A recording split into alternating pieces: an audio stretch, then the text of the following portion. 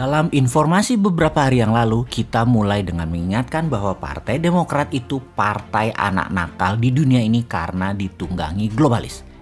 Ini Partai Demokrat Amerika loh ya, bukan partai yang jadi rebutan para jenderal. Bener deh, gara-gara urusan partai di Indonesia adalah syarat untuk jadi penguasa dan pemegang jabatan, juga karena ingin berkuasa terus-menerus sampai anak cucu cicit. Jadi sekarang di SD ada kata-kata mutiara baru. 2 jenderal bertarung, mayor mati di tengahnya. 2 jenderal tersebut, yang satu pejabat dengan posisinya diancam dalam tanda petik, yang satu lagi jenderal mantan presiden yang harus belajar lagi bernegara karena di banyak negara mantan pejabat harusnya tidak cawe-cawe sama pejabat baru. Di sisi lain, pejabat yang menjabat tidak cawe-cawe dosa masa lalu pejabat tersebut. Ini dua-duanya harus belajar. George Bush ya misalnya, sebel bener sama Obama. Selama 8 tahun Obama menjabat, Bush bunyi juga enggak. Sekarang Biden berkuasa, Trump mantannya bunyi juga enggak. Padahal bajingannya Partai Demokrat berkuasa yang di belakangnya globalis mulai perang lagi, di mana Trump dan Republikan dulu nggak ada perang. Drone mulai menembak ke Aramco punya kilang minyak.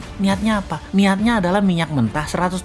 Kan udah kita ceritakan, Demokrat itu tuh penyebab awal perang selalu. Betapa bajingannya Demokrat yang di belakangnya globalis. Pada fokus pada individu Trump yang karakternya sengaja dibunuh globalis dengan propaganda masif di media massa mainstream. Kesannya Trump bajingan. Bener sih dia bajingan, tapi dia nasionalis Amerika dan globalis, bukan anti Trump aslinya. Anti nasionalis. Kita lihat deh dengan Bosman misalnya. Bosman perjuangan bernegaranya kan memilih patriotik nasionalis alirannya. Gak bakalan masuk ke media mainstream. Dan kalaupun masuk, karakternya digoyang terus oleh globalis. Oh ya, kembali mengingatkan kepada attitude pejabat berkuasa dan mantan pejabat. Nanti zaman 2024, zamannya New Mind, maka mantan pejabat akan tetap dijunjung tinggi oleh pejabat yang berkuasa, pejabat yang baru. Juga mantan pejabat tidak cawe-cawe kepada yang lagi berkuasa. Bahkan satu patah kata pun tidak keluar kecuali mendukung apa yang dilakukan pejabat terpilih. Kita akan ajari para old mind ini berkuasa, dan setelah berkuasa, inilah generasi New Mind nanti yang akan ngajari. Sekarang biarinlah old mind ini bercanda dengan bisnisnya,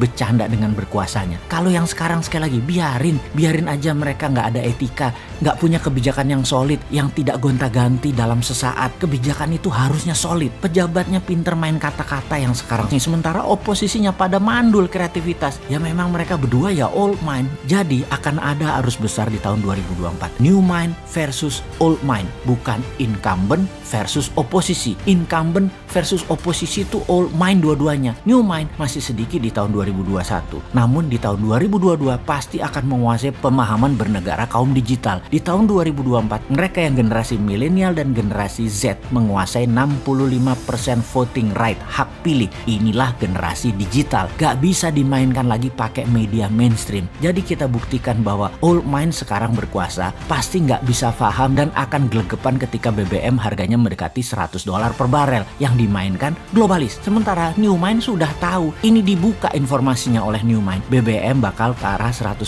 per barel dan instrumen perang akan dimainkan Demokrat di seluruh dunia. Itu bahkan informasinya sebelum Partai Demokrat menang dan jadi presiden di Amerika. Ya untuk kesekian kalinya, mudah-mudahan salah lagi analisanya Bosman. Sehingga yang lagi menjabat dan bernegara kesannya benar, padahal beruntung aja orang gak banyak paham geopolitik dunia.